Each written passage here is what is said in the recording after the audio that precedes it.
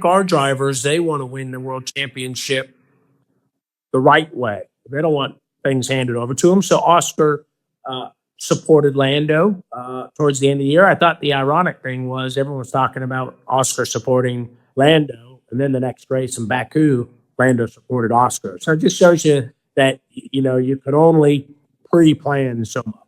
And I don't want to be critical of Red Bull because they're an unbelievable team. They've won more championships than I have personally, not McLaren, but myself. But if you look at Brazil, when I think they came on the radio to Max and said, "Hey, let Sergio by," because they're and Max was, no way, Jose. It appeared to me, and I could be wrong. I'm not on the inside. There appeared to me that maybe that wasn't discussed on the front end, and so the last thing you want to do is start talking to a Grand Prix driver about something you haven't discussed with 2 laps to go. You've got Lando, who's been there for 6 years, who you believe in and always have done from day one, Zach, and you've championed him.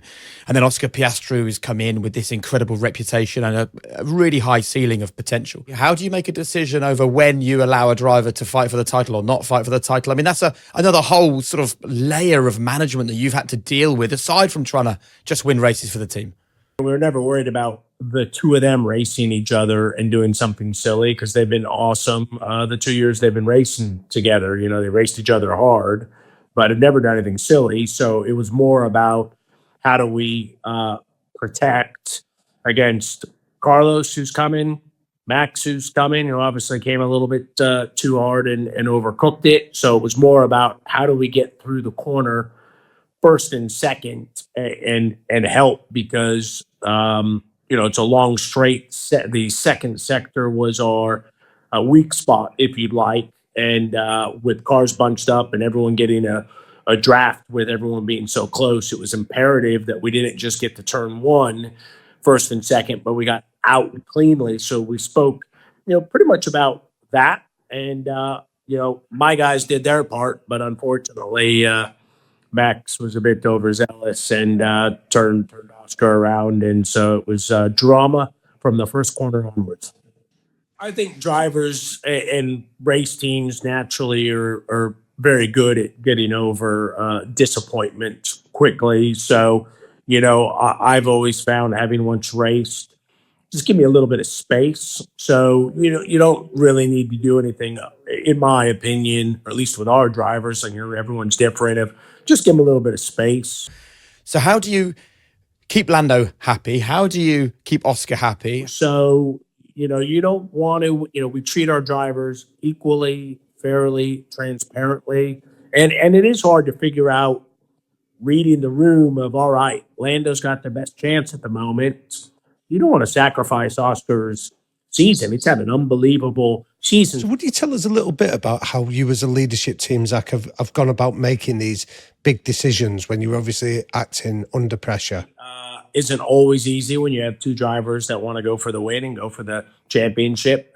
Doesn't adds pressure when you have a lot of media and third parties that aren't behind the scenes giving you their input, whether you want it or not. So you have some pressure and poison biscuits from the outside, if you like, of everyone saying, do this, do that, favor this guy, favor that guy. They're great guys. They race for the team. They listen well.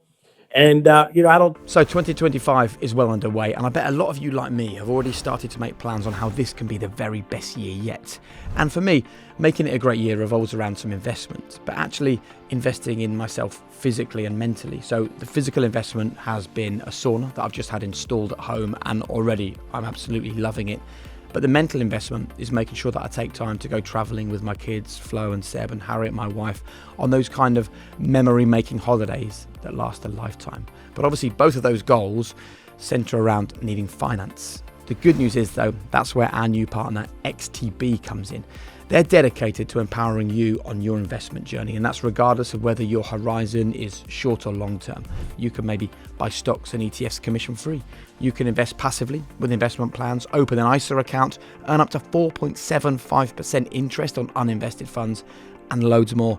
And the good news is it's so easy using their app. So just download the XTB app today or click the link in the description below to start making your money work for you in 2025. I think there's a hard set rule of when do you do it. We had a lot of people saying favor Lando now, and it was like, well, actually, Oscar's kind of only one race behind him, and we got a lot of racing to go. You could have a situation where last time we had two drivers. I think it was Lewis and Fernando finished second and third, and you could say, well, had you favored one of those guys, you might have won the drivers' championship that year, but they tied. How do you decide? I don't know whether you see it as you dictating to them, or you and Andrea and those two sitting around a table, whether you take the driver's thoughts on board first.